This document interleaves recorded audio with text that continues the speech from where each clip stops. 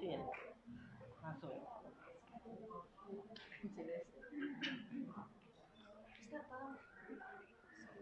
Oh iya.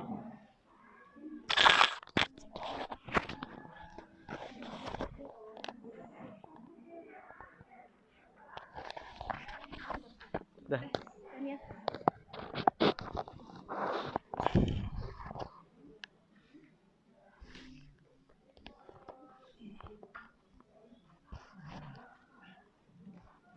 Abi dulu.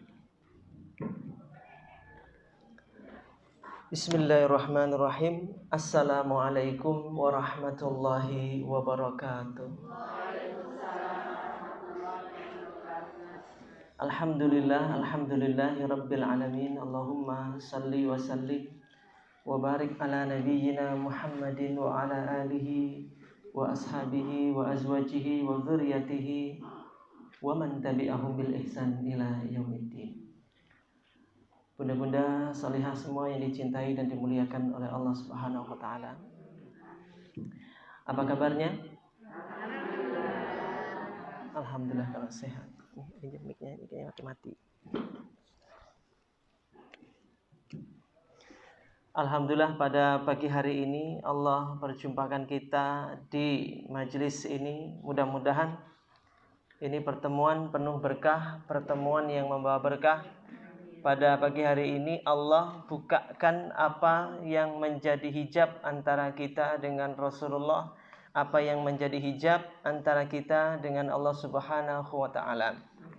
Seorang ulama berkata, apabila ada seorang umat Nabi Muhammad sallallahu alaihi wasallam seumur hidupnya belum pernah bermimpi berjumpa dengan baginda Nabi Muhammad sallallahu alaihi wasallam, itu karena ada 70.000 hijab antara dirinya dengan Rasulullah. Kalau kita belum pernah bermimpi melihat wajah Nabi Muhammad, ada 70.000 hijab yang menutupi antara dirinya dengan Rasulullah. Maka yang menjadi PR kita adalah bagaimana kita menghilangkan hijab-hijab antara kita dengan Sayyiduna Muhammad sallallahu alaihi wasallam. Bunda-bunda yang dicintai Allah Subhanahu wa taala.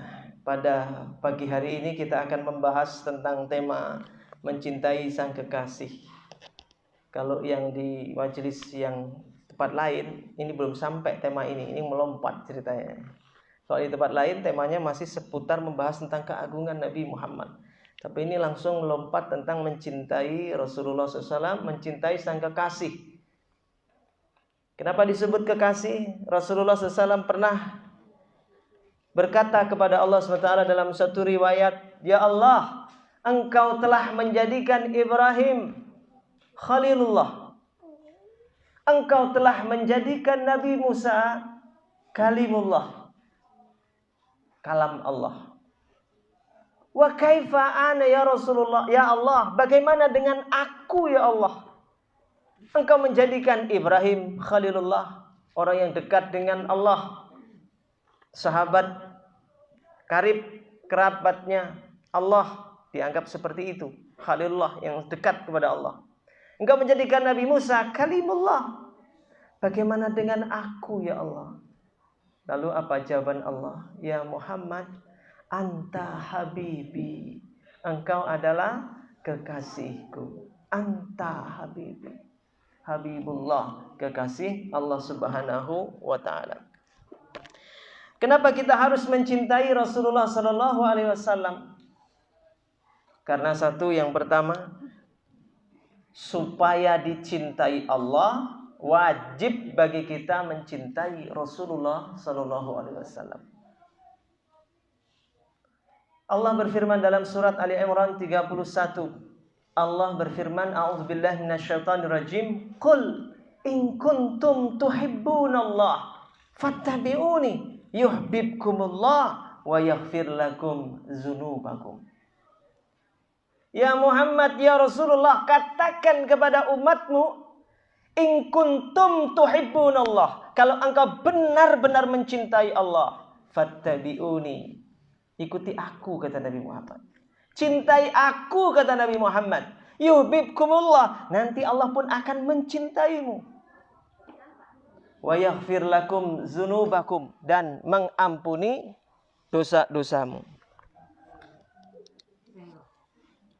Tes.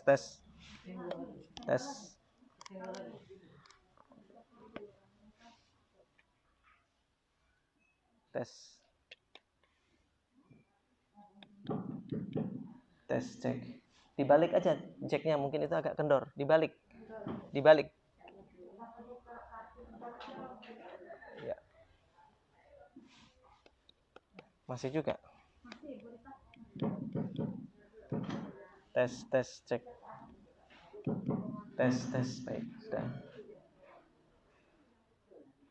Jadi kita itu akan dicintai Allah manakala kita mencintai Rasulullah Sallallahu Alaihi Wasallam. Bahkan diampuni dosa-dosa kita. Kita itu berzikir subhanallah, alhamdulillah, la ilaha illallah. Yang diingat siapa pun? Allah. Tapi kalau bersolawat, yang diingat siapa? Dua, Allah dan Rasulullah. Ketika menyebut Rasulullah, itu pasti yang teringat dua, Nabi Muhammad dan Allah. Karena Rasulullah artinya utusan Allah. Dia menyebut dua pihak, yaitu Allah dan Rasulullah. Baca solawat itu yang diingat Allah dan Rasulullah. Sementara kalau berzikir subhanallah, alhamdulillah, yang diingat hanya Allah. Ketaatan kepada Allah tidak diterima kecuali orang itu taat kepada Rasulullah. Maka di dalam Al-Quran ada kalimat yang tak boleh dipisahkan. Ati'ullah wa ati'ur Rasul. Tak boleh cuma ati'ullah. Ati'ullah wa ati'ur Rasul. Sepasang. Orang yang cinta kepada Allah harus mencintai Rasulullah. Baru cintanya diterima. Tapi orang yang mencintai Rasulullah tidak mencintai Allah, tidak bisa. Harus dua-duanya nih, sepaket. Kedua, kenapa harus mencintai Rasulullah? Karena memang kita itu dianjurkan untuk mencintai Nabi melebihi kecintaan kepada apapun. Dan itu bukti iman yang sempurna. Nabi bersabda, la yu'minu ahadukum hatta akunna ahabba ilaihi miwaladihi wa malihi wa nasi ajmain.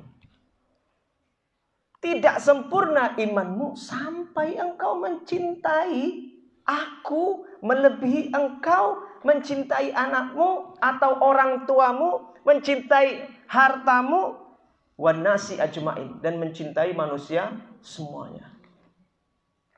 Gak boleh kita mencintai orang tua, mencintai anak, mencintai suami, mencintai siapapun, mengalahkan kecintaan kita kepada Sayyidina Muhammad SAW. Mencintai Rasulullah harus lebih di atas segala-galanya itu. Kalau kita mencintai yang lain melebihi kecintaan kepada Rasulullah, Nabi mengatakan la yu'minu ahadukum, dianggap belum beriman dengan sempurna. Maka harus mencintai Nabi di atas segalanya. Makanya ketika Rasulullah akan hijrah dari kota Mekah ke Madinah, yang lain sudah duluan ke Madinah, yang lain duluan. Ini ada sahabat Nabi yang belum berangkat, namanya Sayyidina Abu Bakar. Sengaja Abu Bakar belum berangkat. Kenapa Abu Bakar belum berangkat? Karena nunggu-nunggu Nabi Muhammad ini kapan berangkatnya. Maka ketika Rasulullah bilang kepada Abu Bakar radhiyallahu anhu, ya Abu Bakar, maukah engkau menemaniku berangkat ke Madinah? Itulah kalimat yang ditunggu-tunggu oleh Sayyidina Abu Bakar. Sampai dia mengatakan apa? Kata Abu Bakar, sobahtu ya Rasulullah, sobahtu ya Rasulullah. Aku akan jadi temanmu. Dikatakan Abu Bakar ketika diminta Rasulullah menemani ke Madinah, Abu Bakar itu menari-nari sampai dia berputar-putar seperti orang tidak sadar. Abu Bakar saking gembiranya diajak Rasulullah berangkat bareng, dia mengatakan sobahtu ya Rasulullah. Senang dia sampai nari-nari berputar-putar seperti orang tidak sadar. Karena kecintaan yang tinggi kepada Rasulullah, sampai menari itu nggak sadar. Maka kalau ibunda-bunda pernah lihat ada tarian sufi berputar, kayak orang nggak pusing dia terus, itu karena dalam puncak kenikmatan cinta kepada Allah Subhanahu Wa Taala, dalam puncak kecintaan kepada Rasulullah Sallallahu Alaihi Wasallam. Orang kalau sudah dalam puncaknya cinta, dia putar gitu pusing. Kita 4 kali udah geledak kita. Udah mumet kita, pingsan mual-mual perut. Betul. Kenapa sufi itu bisa nari? Karena menarinya tidak dengan fisik, tapi sebetulnya mereka menari dengan hatinya. Dengan kecintaan kepada Allah, kecintaan kepada Sayyiduna Muhammad sallallahu alaihi wasallam. Dan itu yang dilakukan Abu Bakar. Saking cintanya kepada Rasul, senangnya sampai nari nggak kerasa dia, muter gitu. Dalam puncak mahabbah kecintaan. Pun demikian, ada sahabat Nabi wanita Ansar ketika perang Uhud, pulang Rasulullah SAW bersama pasukan kaum muslimin. Ini diceritakan kepada si wanita Ansar ini, ya ammah, sesungguhnya suamimu telah wafat gugur di medan jihad. Sesungguhnya suamimu, orang ayahmu, saudaramu gugur di medan jihad. Dikabari begitu. Apa jawab wanita Ansar? Yang ada di kepalanya tidak memikirkan suaminya, ayahnya, dan saudaranya yang baru meninggal. Tapi yang dia tanya apa? Aina Rasulullah? Aina Rasulullah? Di mana Rasulullah? Di mana Rasulullah? Tunjukkan aman, Rasulullah sehat, bisa pulang kok. Alhamdulillah, perlihatkan kepadaku mana? Perlihatkan. Ditunjukkan kepada Rasulullah yang baru pulang perang. Begitu lihat Rasul SAW, apa kata sahabiah Nabi ini, wanita Ansar ini? Ya Rasulullah, kullu musibah ba'daka jalil ya Rasulullah. Setiap musibah setelah melihatmu, semuanya kecil ya Rasulullah. Tidak ada musibah besar setelah melihatmu ya Rasul. Kullu musibah ba'daka jalil ya Rasulullah. Semua musibah kecil setelah engkau ya Rasul. Sampai ketika sahabat Nabi Zaid ditawan oleh Abu Sufyan, diikat. Lalu ditanya, ya Zaid, bagaimana kalau sekarang tukar posisi? Kamu kan lagi diikat, kamu terancam besok mau kami bunuh. Bagaimana kalau sekarang kawanmu itu, Muhammad maksudnya Rasulullah, ada di posisimu tapi kamu selamat? Bagaimana? Apa kata Zaid? Demi Allah, andaikan aku sekarang di sini dan tahu kabar Rasulullah tertusuk duri di sana, tentu hatiku tidak pernah tenang di sini. Bayangkan. Kalau aku mendengar Rasulullah sedang tertusuk duri di sana, hatiku tidak pernah tenang. Itu kecintaan para sahabat. Sehari-hari ikut sama Nabi, dakwah siang malam. Sampai malam, ba'da sholat isya, Nabi bilang apa? Sudah, kalian sudah menemaniku seharian. Sekarang pulanglah ke rumah masing-masing. Jumpai istri kalian. Jumpai anak-anak kalian. Maka sahabat Nabi yang seharian bersama Nabi ini pulang. Begitu sampai di rumah, mau ketuk pintu, sudah pegang handle pintu, nggak jadi, dilepas. Balik lagi ke masjid. Rasulullah bertanya, kenapa balik lagi? Ya Rasulullah, sedetik pun kami tidak sanggup berpisah denganmu ya Rasul. Sedetik pun kami tidak sanggup berpisah denganmu ya Rasul. Itu bagaimana kecintaan para sahabat kepada Rasulullah SAW. Dan semestinya kita pun begitu dalam mencintai Rasulullah SAW. Yang ketiga, kenapa mesti mencintai Nabi? Karena Nabi pun sangat mencintai kita. Melebihi kecintaannya dia kepada keluarganya. Nabi itu sampai wafatnya, menjelang wafatnya yang disebut bukan Sayyidah Aisyah, bukan Sayyidah Fatimah, tapi yang disebut adalah ummati. Umatku gimana? Kalau saya tinggal umatku bagaimana? Kalau mereka nggak bisa berjumpa aku bagaimana? Itu Rasulullah tuh yang diingat, umatku. Bahkan ketika nanti, saya baca dalam satu riwayat, dalam sebuah hadis, ketika Rasul dibangkitkan dari kubur, di sampingnya malaikat Jibril, Rasulullah terbangun, dibangkitkan, Rasulullah bersihkan debu yang ada di keningnya, ada di kepalanya, dibersihkan. Begitu lihat keadaan di padang mahsyar itu, yang terucap pertama kali pun adalah ummati. Aina ummati? Di mana umatku? Loh, yang dicari Nabi itu selalu umatnya. Yang dikhawatirkan selalu umatnya. Yang ada di pikirannya selalu umatnya. Bahkan di dalam surat At-Taubah ayat 128. Allah bongkar isi Nabi Muhammad. Isi hatinya Nabi Muhammad. Surat Al-Baqarah. Surat At-Taubah ayat 128. 2 ayat yang terakhir itu. At-Taubah itu surat ke-9. 2 ayat terakhir. Laqad ja'akum rasulun min anfusikum azizun alaihi ma anittum harisun alaikum bil mu'minina raufur rahim. Sungguh telah datang kepadamu laqad ja'akum rasulun min anfusikum, seorang rasul dari golongan kamu. Azizun alaihi, terasa berat di hatinya, berat banget di hatinya. Azizun alaihi ma anittum, apa-apa yang terasa berat juga bagimu. Jadi Nabi itu sedih kalau umatnya sedih. Nabi itu sedih kalau umatnya menderita. Nabi itu sedih kalau umatnya sengsara. Nabi itu sedih kalau umatnya sedang tertimpa musibah. Azizun alaihi ma anittum harisun alaikum, sangat besar keinginannya bagimu mendapatkan bil mu'minin, beriman semuanya. Kepengennya Nabi semuanya beriman kepada Rasul SAW. Bayangkan sampai Abu Thalib dielus-elus ketika menjelang wafatnya. Paman, ucapkan la ilaha illallah Muhammadur Rasulullah paman. Ucapkan itu paman.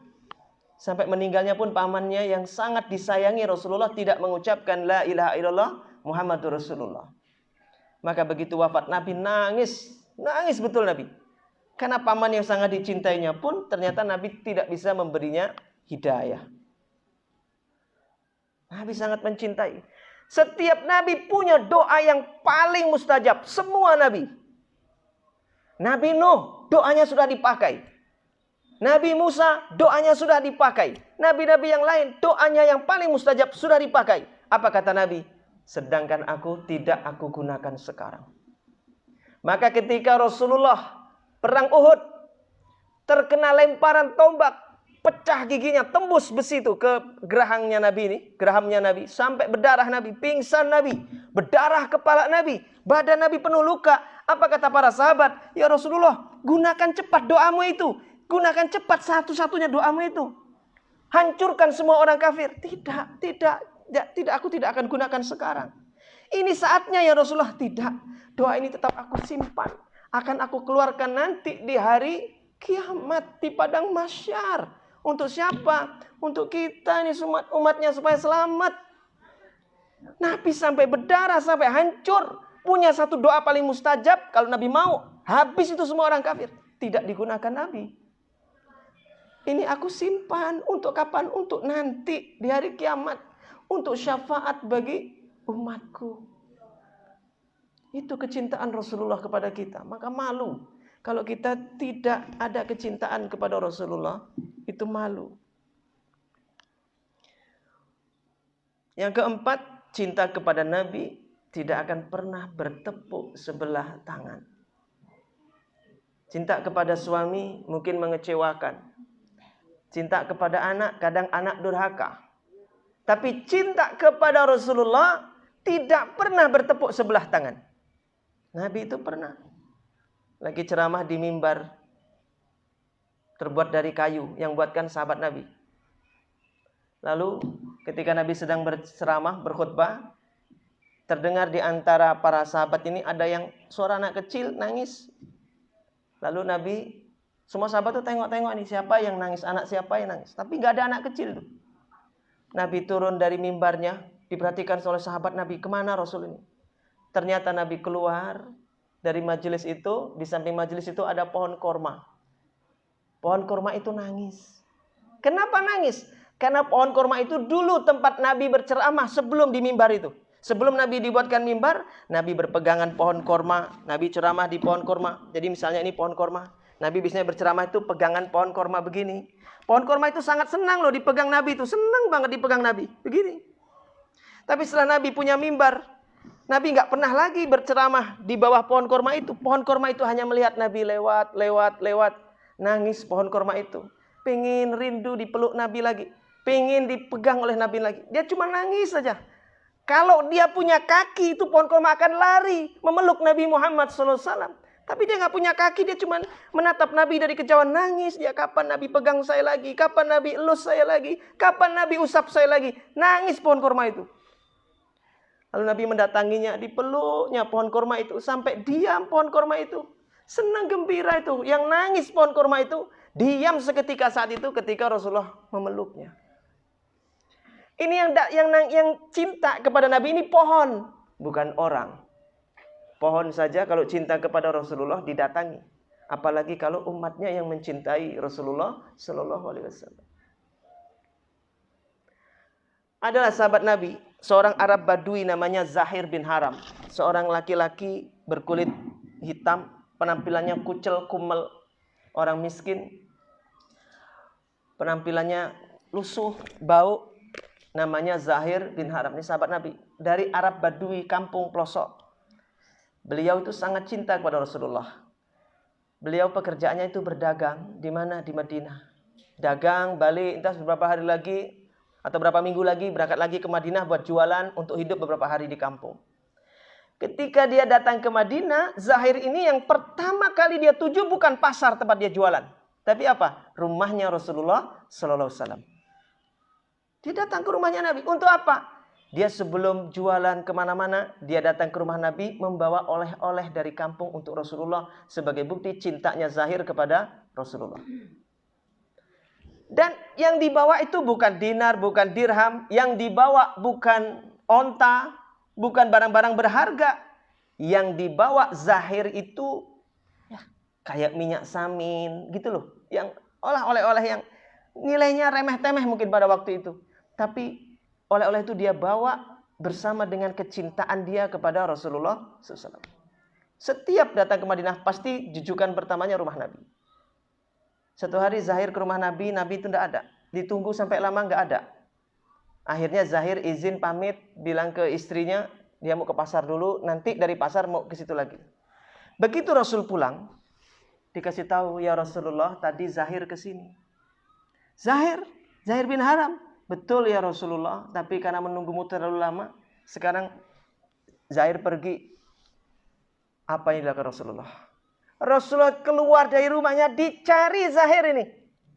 Zahir ini bukan orang kaya, bukan orang terkenal, bukan orang terpandang, bukan pejabat. Orang miskin, orang kampung, orang desa. Badannya kumel, kucel, bau. Tapi karena cinta sama Nabi, dicari oleh Rasul Sallallahu Alaihi Wasallam sampai di pasar. Begitu lihat Zahir lagi jualan, Nabi dari belakang langsung meluk Zahir dari belakang. Ya Allah, gimana rasanya dipeluk oleh orang paling mulia sepanjang zaman. Dipeluk sama Rasul dari belakang. Kulitnya Nabi bersentuhan dengan kulitnya Zahir. Tangannya Nabi memegang badannya Zahir. Bahagianya Zahir dipeluk oleh Rasulullah. Cintanya kepada Rasulullah tidak bertepuk sebelah tangan. Betapa besar ya cintanya Rasulullah SAW kepada umatnya.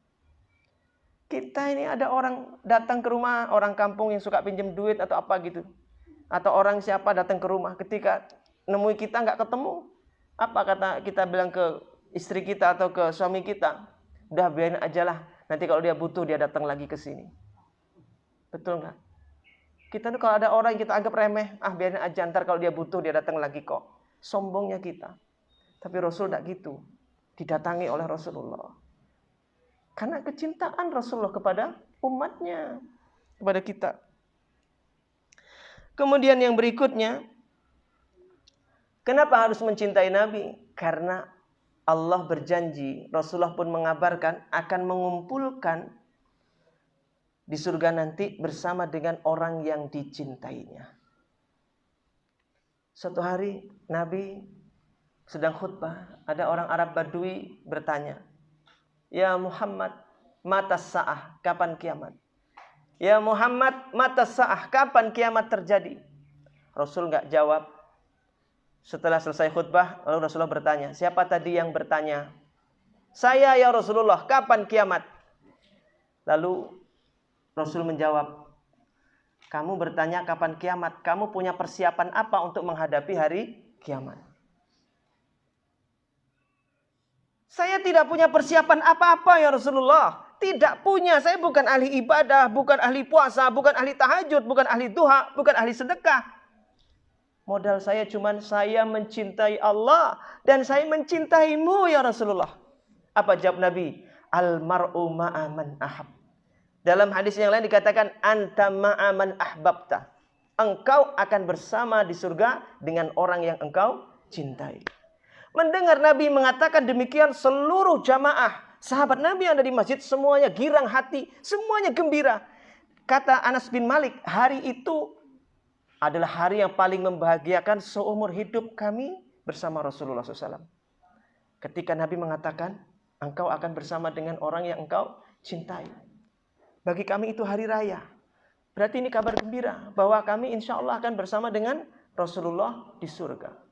Anta ma'aman ahbabta. Engkau akan berkumpulkan bersama dengan orang yang engkau cintai.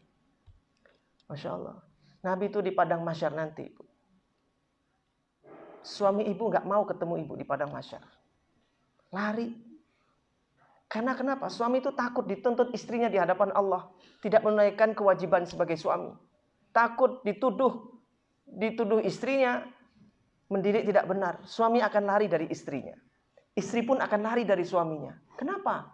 Karena istri pun gak mau ketemu sama suami, takut dituduh istri yang durhaka. Anak juga begitu, gak mau ketemu orang tua. Saat di padang mahsyar, ghurlan, khufatan, auratan, semua itu telanjang, kulub, semuanya gak pakai sendal, semuanya gak pakai baju. Di padang yang panas, matahari didekatkan, keringat bercucuran, gak ada pohon, tidak ada gedung, tidak ada batu untuk bernaung. Panas sekali, semua orang bermandikan keringat. Ketemu istri, lari istrinya. Ketemu suami, suaminya lari. Ketemu anak, anaknya nggak mau kenal sama bapaknya. Saat kita bingung seperti itu, yang sibuk mencari kita adalah Rasulullah Shallallahu Alaihi Wasallam. Ini semua manusia di padang mahsyar kebingungan. Datang ke Nabi Adam, apa jawab Nabi Adam? Jangan minta tolong sama saya. Saya juga lagi susah. Saya belum pernah melihat Allah semarah hari ini. Datang saja kepada Nuh, pergi ke Nabi Nuh, jawabannya sama. Kata Nabi Nuh, berangkat saja kepada Ibrahim. Datang ke Nabi Ibrahim, jawabannya sama. Datang saja kata Nabi Ibrahim kepada Nabi Musa. Didatangi, ya Musa, engkau kalimullah. Allah bercakap-cakap langsung denganmu. Tolonglah kami ini, gimana nasib kita ini sekarang? Saya juga belum pernah melihat Allah semarah hari ini. Saya juga sedang bingung dengan diri saya. Jangan kamu minta tolong sama saya. Pergi sana ke adik saya di bawahnya dia, yaitu Nabi Isa alaihissalam. Temui Nabi Isa, jawabannya sama. Baru kemudian disuruh menemui Nabi Muhammad. Dapat pengaduan seperti itu, apa yang dilakukan oleh Rasul? Rasulullah berjalan, lalu mendekat ke arah arsy-Nya Allah. Nabi sujud lama sekali. Apa yang Nabi minta dalam sujudnya? Rasulullah berdoa kepada Allah. Ya Allah, ya Allah, ya Allah, kasihanilah kami hambamu ini. Ya Allah, segeralah digelar persidangan hari ini. Biar cepat selesai urusan kami. Segeralah digelar persidangan. Jangan biarkan kami terombang-ambing. Jangan biarkan kami terkatung-katung di padang mahsyar ini. Panas, haus, gak diopeni sama Allah. Dicuekin sama Allah. Allah diam. Itu gak sehari, 2 hari. Bertahun-tahun kita begitu. Dan semua kita akan mengalami nanti. Disitulah Rasulullah mengeluarkan syafaatul uzma. Syafaatnya yang paling tinggi. Memberi syafaat kepada semua makhluk. Sehingga baik yang kafir ataupun yang Islam, hari itu digelar persidangan. Baru diselesaikan urusan satu persatu. Kalau Nabi nggak minta, terus kita akan dibiarkan terombang-ambing di padang mahsyar itu. Itulah makanya kenapa kita harus mencintai Nabi Muhammad SAW. Dan kita akan merasakan nikmatnya ibadah kalau ada kecintaan kepada Rasulullah. Mungkin selama ini di rumah kita sholat, tahajud ya tahajud, duha ya duha, baca Quran ya baca Quran, tapi kering. Karena kita tidak mencintai Rasulullah, tidak menghadirkan Rasulullah dalam rumah tangga kita. Hadirkan Rasulullah dalam rumah kita. Sehingga kalau suami mencintai Rasulullah, istri mencintai Rasulullah, anak mencintai Rasulullah, maka di rumah itu tidak ada pembicaraan paling menarik kecuali membicarakan Rasulullah. Tidak ada kisah yang paling indah untuk didengar di rumah itu. Kecuali ketika menceritakan kisah-kisah Rasulullah. Tidak ada percakapan paling seru. Tidak ada tema paling seru. Kecuali membicarakan Rasulullah SAW.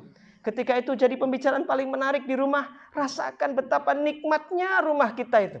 Betapa nikmatnya rumah kita itu. Rumah kita ini mungkin belum ada cahayanya Nabi masuk ke dalam rumah kita. Karena belum menghadirkan cinta kepada Rasul. Hidup gersang, hidupnya monoton, begini-begini saja. Mau sampai kapan sih cinta kita kepada Nabi cuman begini-begini saja? Pertanyaan saya, mau sampai kapan? Kita ini punya handphone, ngedrop sedikit baterainya, yang sibuk kita cari apa? Charger. Mana colokan, mana charger, mana colokan. supaya baterainya full lagi. Ini cinta kepada Rasulullah sudah berkurang. Nggak ada ikhtiar untuk apa? Meningkatkan kecintaan kita kepada Rasulullah. Itulah mungkin hijab-hijab yang terlalu banyak. Sehingga Nabi pun tak kunjung hadir dalam mimpi kita. Tidak kunjung hadir dalam mimpi kita. Makanya perlu PR buat kita untuk sama-sama menghilangkan hijab-hijab antara kita dengan Rasulullah Shallallahu Alaihi Wasallam. Dan menjaganya supaya hijab itu tidak datang lagi. Karena bisa jadi hijabnya itu hilang.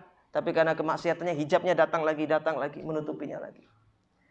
Terus bagaimana bukti cinta kita kepada Rasul? Satu, menghidupkan sunnah Nabi. Pembahasan ini mungkin kapan-kapan. Sama yang kedua, yaitu bagaimana kita mengucapkan senang membaca sholawat untuk Nabi Muhammad SAW. Perbanyak lisan kita membaca sholawat. Bagaimana sih manfaat, keagungan, fadilah sholawat dan sebagainya? Itu juga perlu pembahasan khusus 1 hari, khusus membahas tema tentang sholawat. Adapun bukti cinta yang ketiga adalah mencintai keluarganya Nabi Muhammad Sallallahu Alaihi Wasallam. Mencintai keluarganya Nabi. Rasul bersabda dalam hadis Ad-Dailami, asbatukum ala sirat, asbatukum ala sirat, asyaddukum hubban li ahli baiti wa ashabi. Orang yang paling kuat kakinya nanti ketika menyeberangi jembatan sirat, yang paling kokoh berdirinya menyeberangi jembatan sirat, asyaddukum hubban li ahli baiti wa ashabi, yaitu orang yang paling besar cintanya kepada keluargaku, keturunanku, wa ashabi, dan kepada sahabat-sahabatku. Maka cintai keluarga Rasul. Kalau di sini ya paling enggak mencintai keturunan Nabi Muhammad sallallahu alaihi wasallam. Mencintai keturunan Rasul sallallahu. Itu sama dengan mencintai Rasul, karena bukti mencintai Rasul adalah mencintai keluarganya.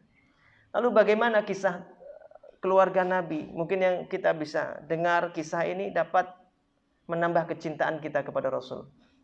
Mungkin istri saya mau nambahkan bagaimana keluarga Rasulullah Sallallahu Alaihi Wasallam.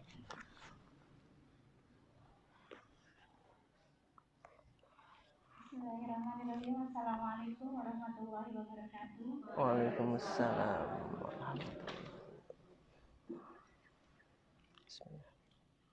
Alhamdulillahirrahmanirrahim. Tadi kita sudah menyimak bersama-sama bagaimana kisah sejarah Rasulullah Sallallahu Alaihi Wasallam, manusia yang paling mulia, manusia yang sudah memikirkan kita, memikirkan nasib kita, orang manusia yang penuh rahmat, yang bahkan sebelum kita lahir Rasulullah Sallallahu Alaihi Wasallam sudah memikirkan kita. Mudah-mudahan Allah Subhanahu Wa Taala menggolongkan kita kepada umat-umat Rasulullah Sallallahu Alaihi Wasallam yang mendapatkan syafaat yaumil akhir nanti. Insyaallah, amin. Bunda-bunda sekalian,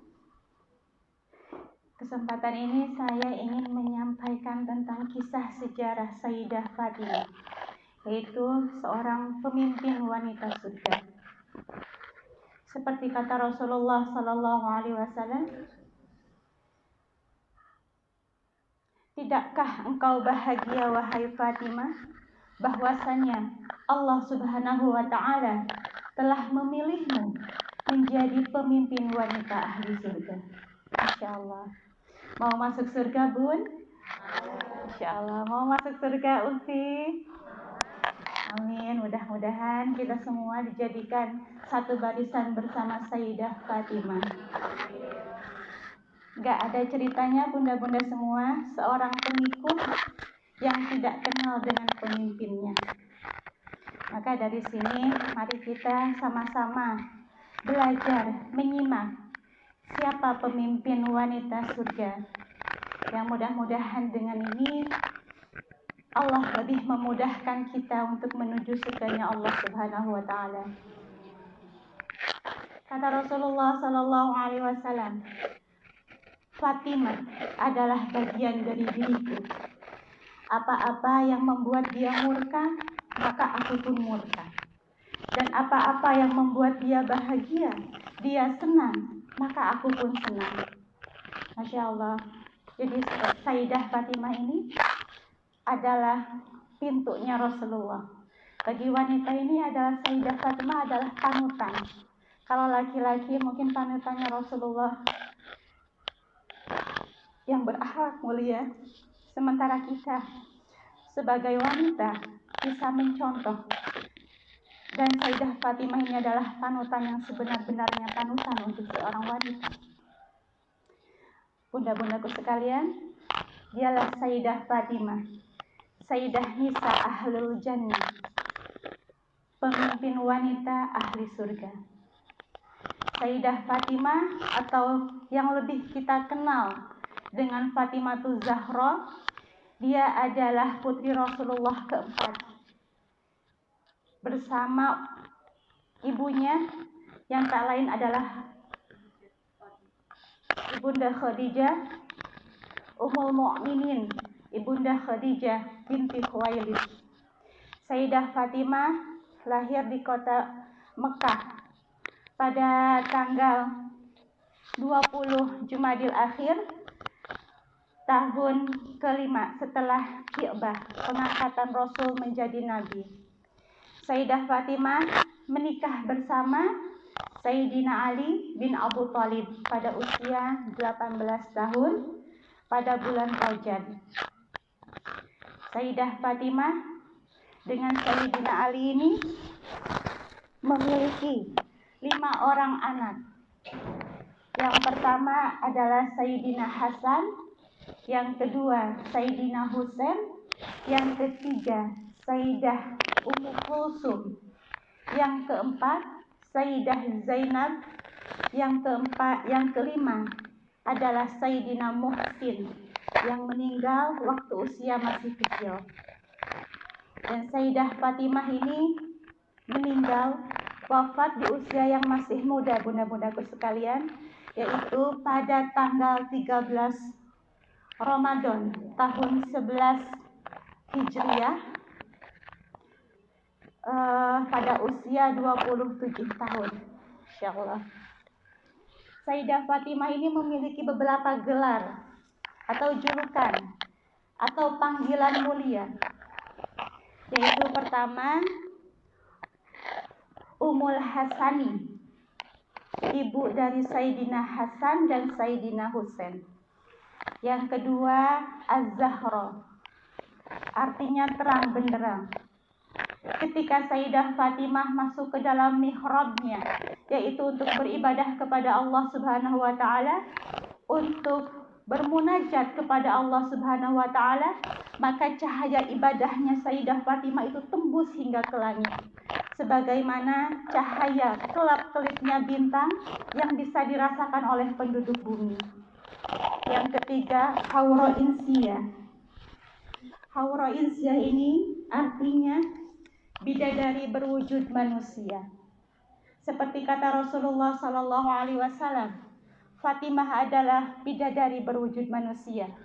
Ketika aku merindukan surga, maka aku akan mencium Fatimah. Masya Allah.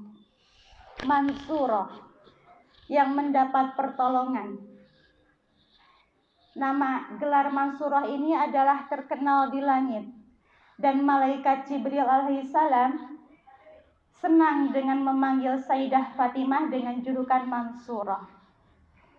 Yang kelima, As-Siddiqah, yaitu yang paling jujur. Sayyidah Fatimah seperti Rasulullah Sallallahu Alaihi Wasallam tidak pernah berkata bohong, tetapi memiliki kejujuran yang tinggi. Yang keenam, Al-Mubarakah, penuh dengan keberkahan. Apa-apa yang tersentuh, apa-apa yang disentuh oleh Sayyidah Fatimah selalu memiliki keberkahan. Yang ketujuh, At-Tahirah, yaitu yang suci. Sayyidah Fatimah sudah disucikan oleh Allah Subhanahu wa taala baik secara zahir maupun batin. Az-Zakiyah, Zakiyah, seorang yang bersih jiwanya, yang lembut hatinya, dan yang terpuji akhlaknya. Masya Allah, semua keindahan ada di Sayyidah Fatimah. Mudah-mudahan pelan-pelan, sedikit demi sedikit, kita sebagai wanita akhir zaman bisa mencontoh panutan kita yang memiliki keindahan sesungguhnya. Bahkan Sayyidah Fatimah sendiri seorang wanita, sosok wanita yang memiliki kecantikan yang sesungguhnya. Dan Rasulullah Sallallahu Alaihi Wasallam memiliki gelar sendiri kepada Sayyidah Fatimah, yaitu Ummu Abiha, yang berarti seorang ibu untuk ayahnya. Kenapa begitu, bunda-bundaku sekalian?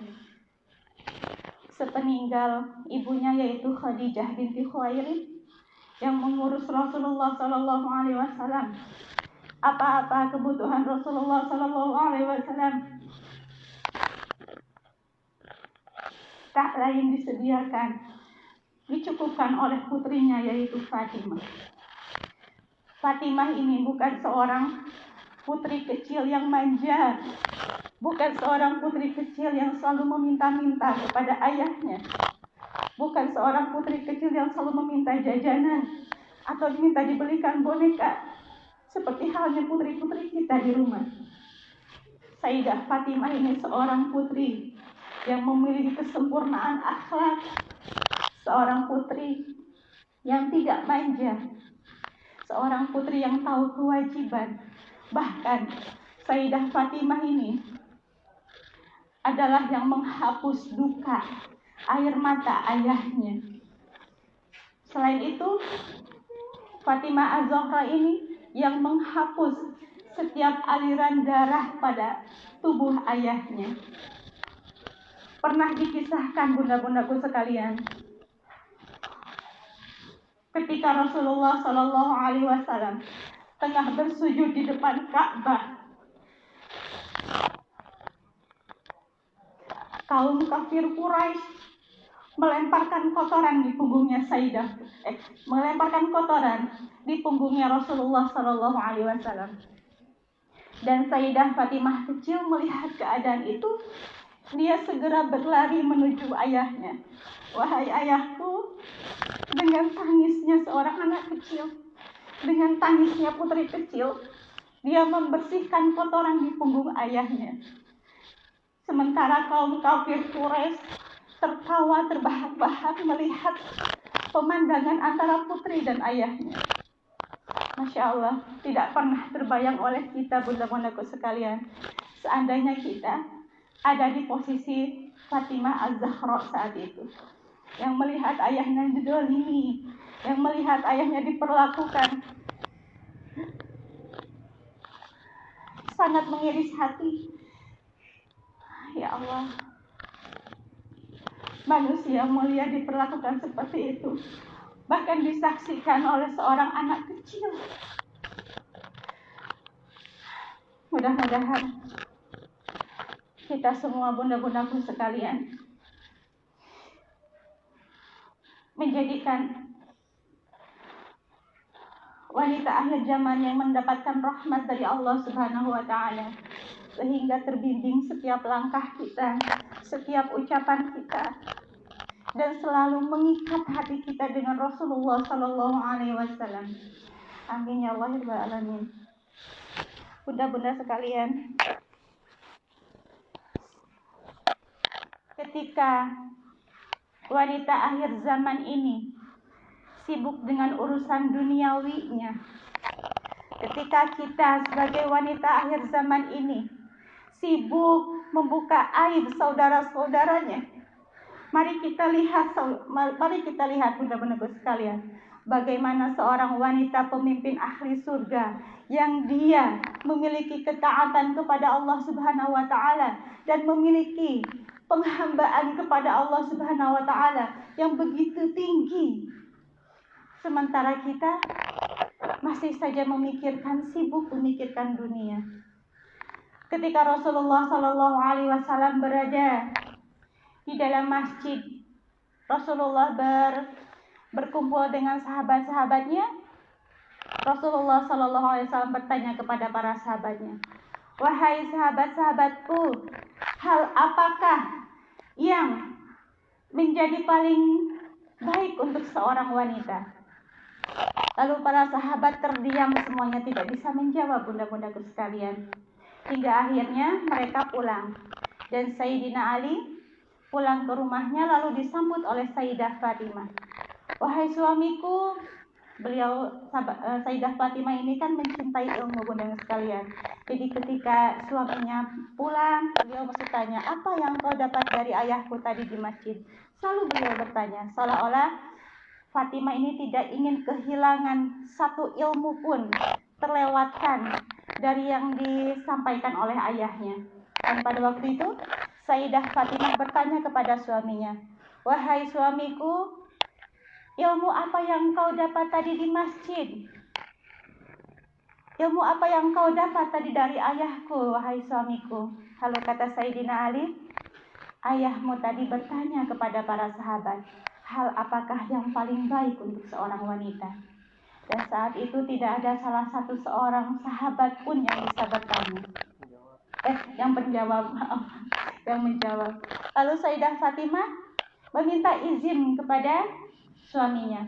Wahai suamiku, bolehkah aku menjumpai ayahku untuk menjawab pertanyaan beliau tadi? Lalu kata Sayyidah Fatimah, aku ingin bersiap-siap menuju ayahku, mendatangi ayahku. Lalu kata Sayyidina Ali, silahkan istriku, berangkatlah. Lalu Sayyidah Fatimah pergi ke rumahnya Rasulullah Sallallahu Alaihi Wasallam. Sesampainya di rumah Rasulullah Sallallahu Alaihi Wasallam, Rasulullah begitu bahagia kedatangan putrinya. Masya Allah, putriku, putri yang aku cintai, selamat datang, ahlan wa sahlan. Disediakannya oleh Rasulullah tempat duduk yang biasa diduduki oleh Rasulullah, karena Sayyidah Fatimah ini begitu dicintai oleh Rasulullah Sallallahu Alaihi Wasallam. Hal apa yang membawamu ke sini, datang ke sini, kata Rasulullah. Kata Sayyidah Fatimah, duhai ayahku, aku ingin menjawab pertanyaan engkau tadi di masjid, yang kata suamiku tidak ada seorang pun yang bisa menjawabnya.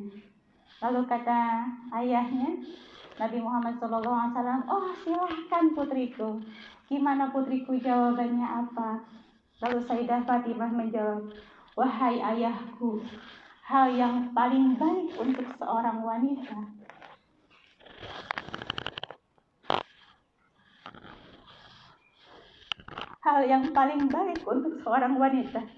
dia tidak dilihat dan tidak melihat laki-laki. Masya Allah, kemuliaan seorang wanita yang sangat mulia. Hal yang paling baik bagi seorang wanita adalah tidak melihat dan tidak dilihat oleh laki-laki. Hikmahnya, bunda-bundaku sekalian, bukan tidak dilihat sama sekali, bukan kita harus sembunyi di dalam kamar, bukan. Tetapi pandangan kita yang harus terjaga dari laki-laki.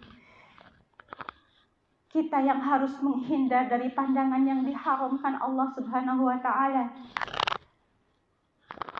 Kita harus menjaga kemuliaan dan kehormatan diri kita. Jangan sampai, apalagi adab kita di dalam media sosial, kita harus hati-hati. Jangan sampai banyak laki-laki yang bukan mahram kita melihat kecantikan kita, melihat aurat kita, melihat tingkah kita, lekuk tubuh kita. Hikmahnya di situ, betapa seorang wanita itu yang terjaga, dia bahkan lebih mulia dalam pandangan Allah Subhanahu wa Ta'ala. Masya Allah, inilah seorang panutan yang menjadi tuntunan bagi wanita akhir zaman. Maka dari itu, jangan sampai kita keluar dari tuntunan. Jangan kita keluar dari barisan. Dan mudah-mudahan Allah Subhanahu wa Ta'ala menjadikan kita semua wanita akhir zaman yang diberikan cahaya oleh Allah Subhanahu wa Ta'ala menuju kebaikan. Amin ya Allah ya Rabbal Alamin. Bunda-bundaku sekalian, jika seorang wanita akhir zaman ini sibuk memikirkan pakaiannya, sibuk memikirkan busananya, mari kita lihat bunda-bundaku sekalian, seorang pemimpin wanita surga bagaimana dengan busananya. Ketika Rasulullah Shallallahu Alaihi Wasallam menangis di dalam masjid, tidak ada seorang sahabat pun yang bisa meredakan tangisan Rasulullah. Bahkan Abu Bakar tidak menjadikan dia lebih nyaman. Utsman pun sama, Sayyidina Ali pun tidak menjadikan tangisan Rasulullah berhenti. Hingga akhirnya Sayyidina Abu Bakar meminta tolong kepada sahabatnya yaitu Abdurrahman bin Auf untuk memanggil Sayyidah Fatimah. Karena bagi Rasulullah, Sayyidah Fatimah adalah satu-satunya yang bisa meredakan tangisan Rasulullah saat itu. Kemudian Sayyidina Abdurrahman bin Auf segera mendatangi Sayyidah Fatimah. Wahai putri Rasulullah. Siapa? Kata Fatimah di dalam rumahnya. Saya Abdurrahman bin Auf. Wahai putri Rasul, kami meminta tolong karena saat ini Rasulullah Shallallahu Alaihi Wasallam sedang menangis dan tidak ada satupun sahabat yang bisa meredakan tangisan Rasulullah. Baiklah, kata Sayyidah Fatimah, silahkan jalan lebih dulu atau pergi lebih dulu, nanti saya akan menyusul. Tidak lama kemudian, bunda-bundaku sekalian, Sayyidah Fatimah pun menyusul ke masjid. Dan ketika Sayyidah Fatimah datang, para sahabat yang di saat itu ada, mereka menangis, bunda-bundaku sekalian. Mereka menjerit, mereka menangis. Kenapa? Karena mereka melihat busana yang dikenakan oleh Sayyidah Fatimah yang memiliki 20 tambalan.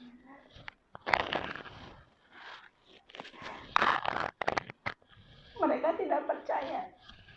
Seperti inikah penampilan putri Rasulullah Shallallahu Alaihi Wasallam yang katanya Rasulullah begitu membangga-banggakannya, yang katanya dia adalah pemimpin wanita surga.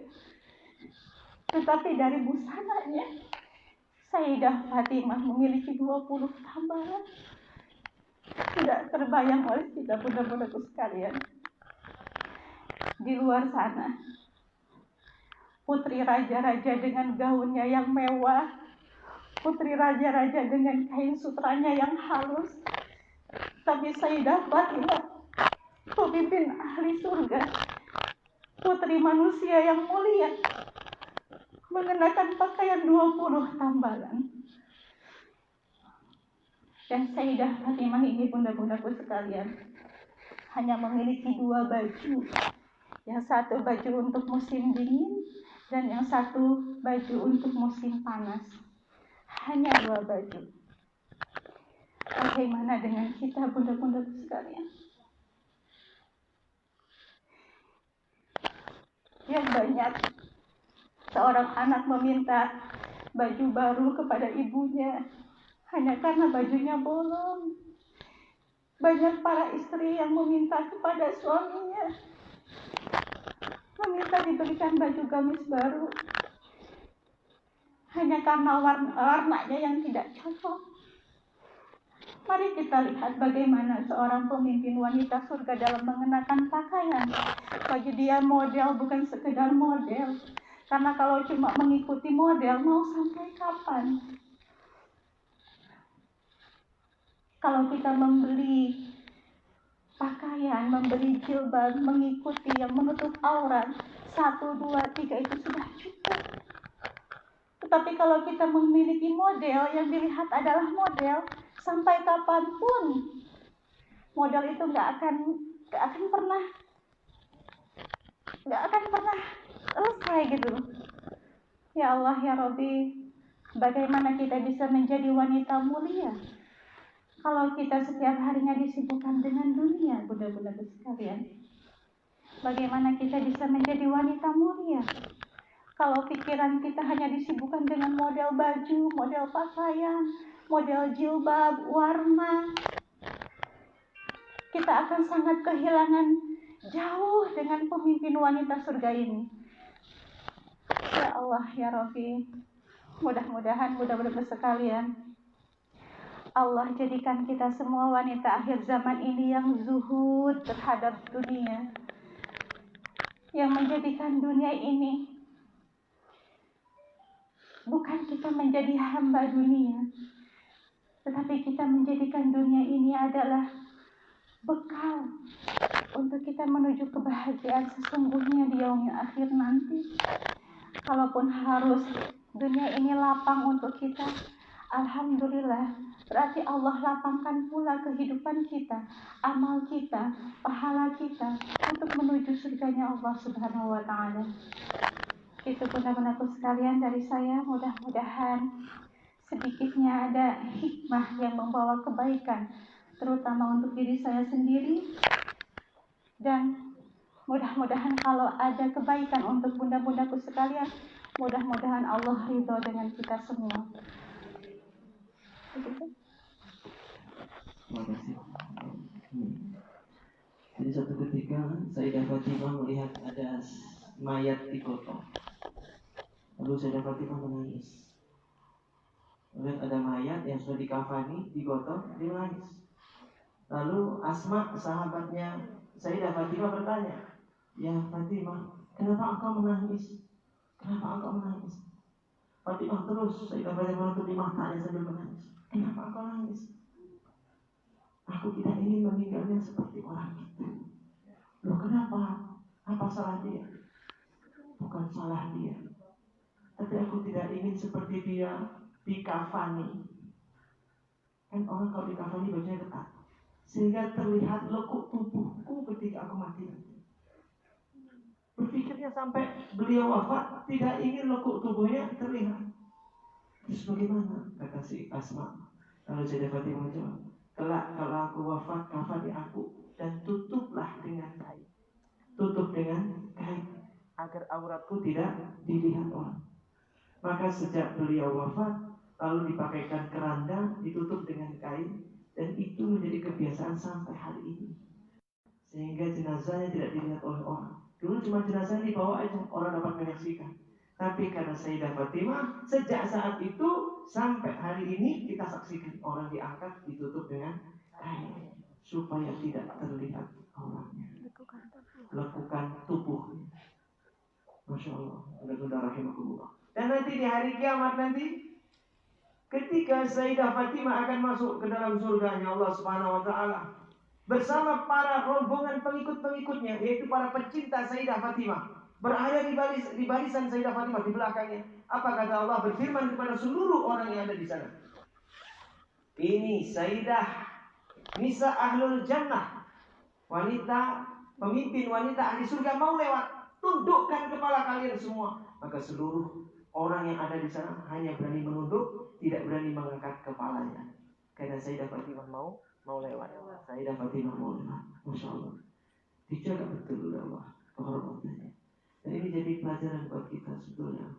Ya, semoga kita semua bisa meniru apa yang tadi sudah kita sampaikan. Menjadi orang yang sangat mencintai Rasulullah, mencintai keluarganya, menghidupkan sunnahnya, mencintai syariatnya, memperbanyak sholawat agar nanti dipertemukan dengan Rasulullah SAW di surganya. Amin. Demikian dari kami berdua, mudah-mudahan bermanfaat. Mohon maaf lahir dan batin, meminta keridhaannya.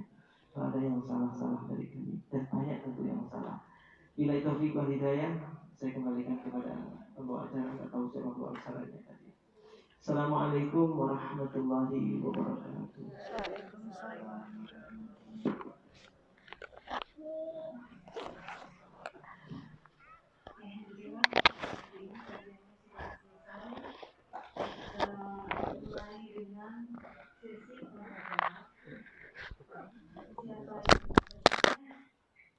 Bulan ada hadiah masker.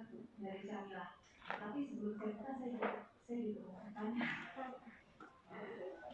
Silakan boleh.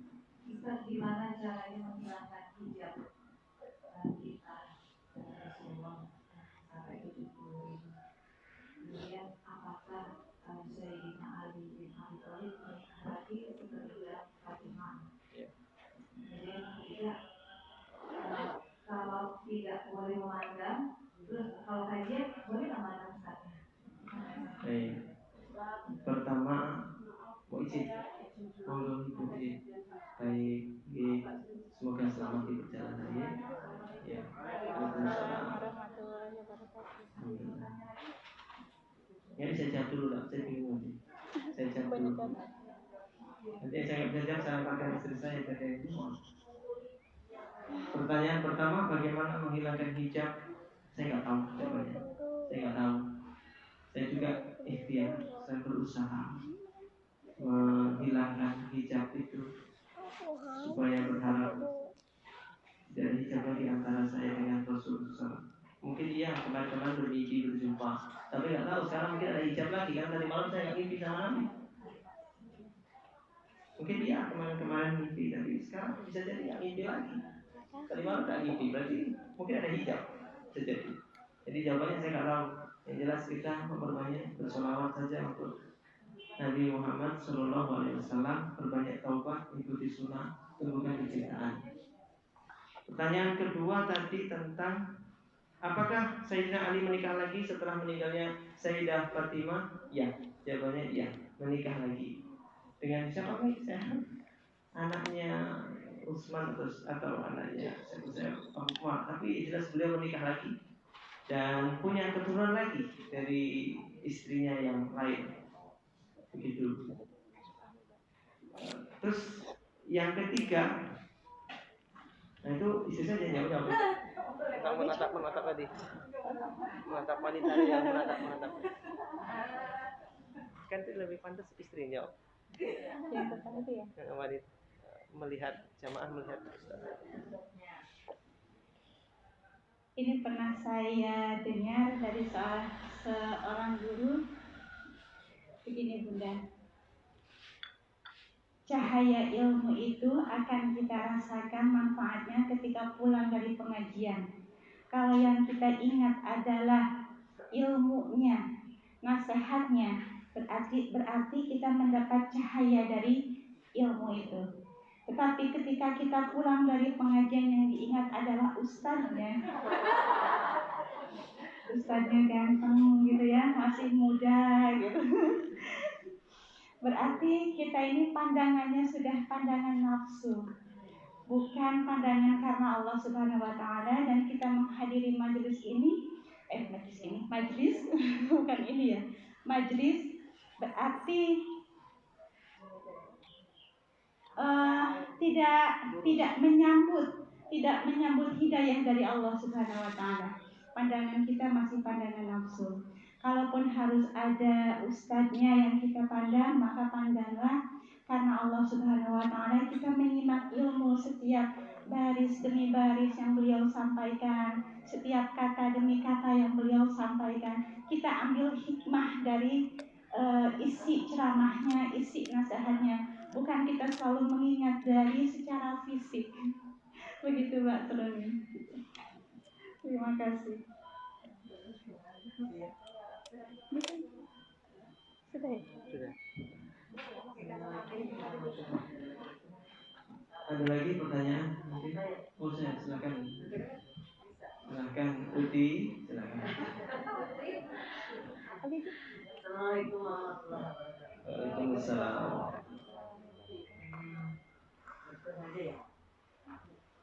Saya mendengarkan ini keluarga Rasulullah. Memang saya dulu tidak berilmu. Semakin saya banyak mendengar, semakin tidak. Dulu itu bertanya melaksanakan ibadahku, kadang merasa seorang ibadah sini apalagi betapa mulianya putri Rasulullah tidak pernah melihat dari pagi. orang seperti